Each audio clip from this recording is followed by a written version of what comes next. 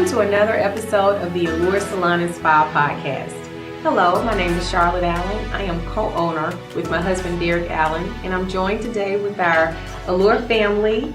We'll start from this side. Miss Melania Holloway. Hello. LaKanya Richardson. Hi. Miss Kay Walden. Hi. Cassandra James. Hi. And Stephanie Scott. Hello.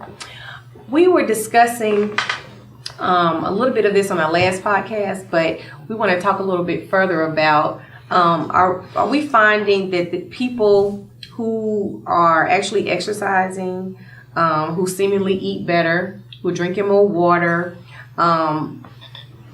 do we see that they actually do have healthier hair than those who don't?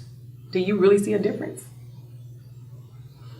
Well, me personally, I don't do a lot of exercising. I do drink a lot of water, but I find that my hair grows like crazy. It's healthy, so not necessarily. I mean, it's a hit and miss. Just depends, but I think being healthy is always important. Mm. Like Stephanie said, I think health is number one. But honestly, I can't tell a difference between someone who exercises and someone who don't. And sometimes I don't even know because I don't ask if they exercise, so I probably wouldn't even know. But I haven't seen a major difference. Because my clients that exercise, they normally talk about it. Like it's a part of their conversation. Exactly. I worked out, it's just a part of their everyday conversation. So I just know because of that mostly. And I cannot say that I truly see a difference in their hair as far as for the better if they exercise. And I have some clients that really eat a lot of fruits and vegetables and source, and I don't know if it's because of their age and they're going through maybe menopause or different things, but they're still having issues with their hair. Maybe they're taking medication, but they do eat very well. And then I have some clients, I'm not sure if it's because they're younger or some that aren't. They're just in their 40s, but they eat fast food, Right? They eat fried foods, and they still, some people who just, I don't know if it's just because it's hereditary, you just have nice hair because it's just a part of your, hereditary. It's hereditary, but Absolutely. I don't know if that's the tell-all. Absolutely. I think that genetics plays a big part in it. A lot of people I want that look, or I want that person's hair on my head. Well, it will never happen. My sister lock clients, some of their locks are really thick and some of them are just thin and they just lay down. And it's because that's what your mom looks like or your dad looks like. Genetics plays a big role in it. Definitely. As it relates to working out, the issues that arise or questions that my clients have as far as working out is how to maintain their hair during their workouts.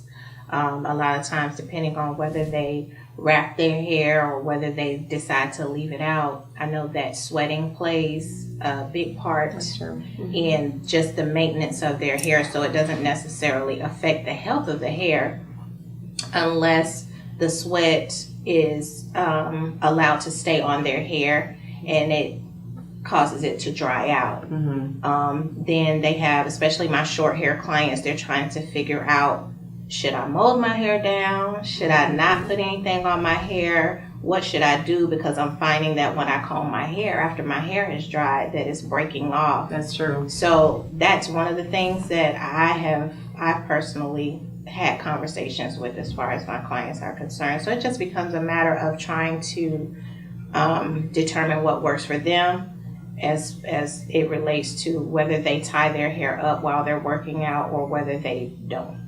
I see. So your clients that have that problem with the sweating, do they have more dry scalp from the salt from the sweating, or what?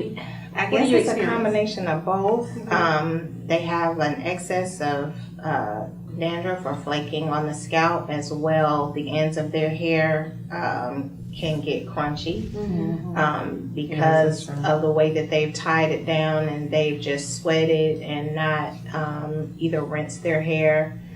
So what do you recommend they do?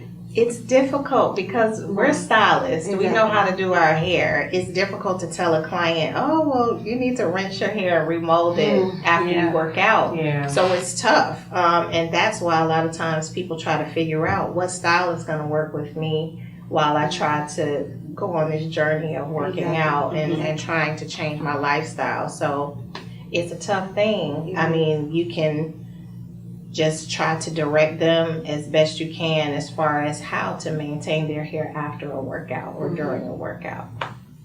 That is so true.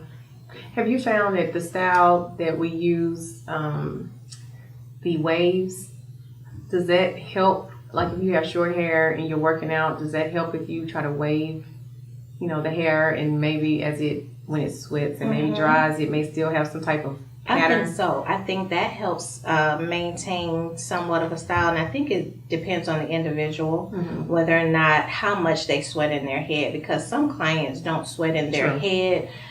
They sweat on their face, but they don't sweat in their hair. So those clients don't have as much of a challenge as those clients who actually sweat in their head. That's true.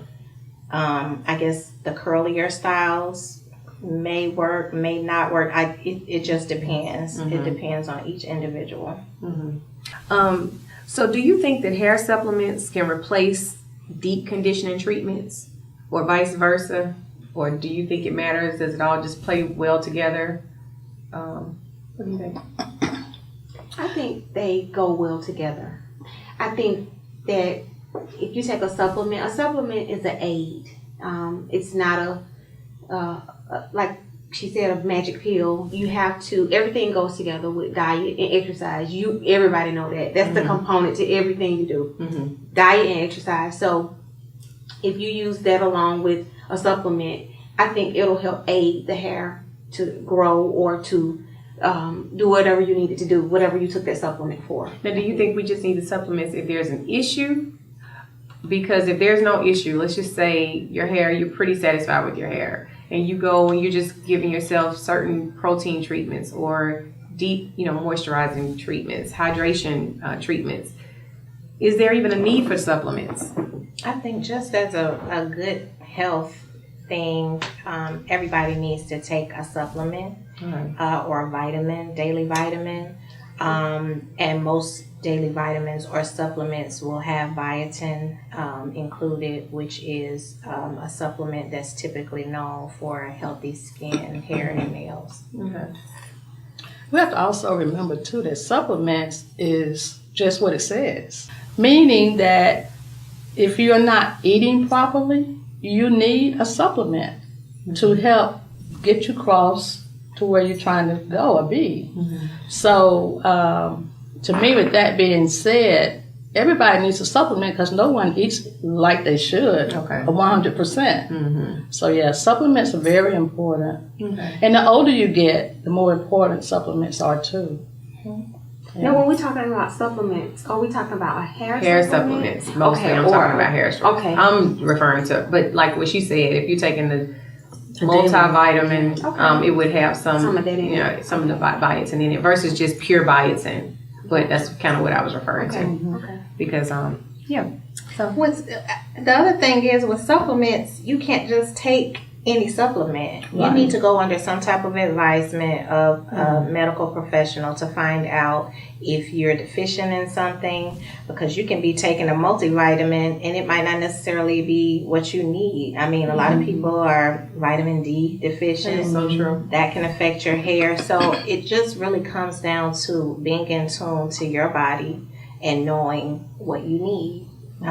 Because it's not any one thing that affects another. It's a bunch of things in conjunction with each other that work together to just help us overall. That is a very So if you good have point. overall good health, your hair typically is going to be healthy.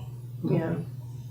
Another thing I like to add to that, too, is that a lot of my clients, if they have scalp issues, one of the things I ask them is, are they taking a supplement? Be it a multivitamin or a specific supplement in, question. Zinc is very important to the healthy scalp. So, I ask my clients to ask their doctor if it's okay for them to take zinc. Because a lot of them have scalp issues sometimes. Zinc will definitely address your scalp issue, Okay. especially with dandruff. Okay. It will. That's very good. Thank you, Ms. Kay.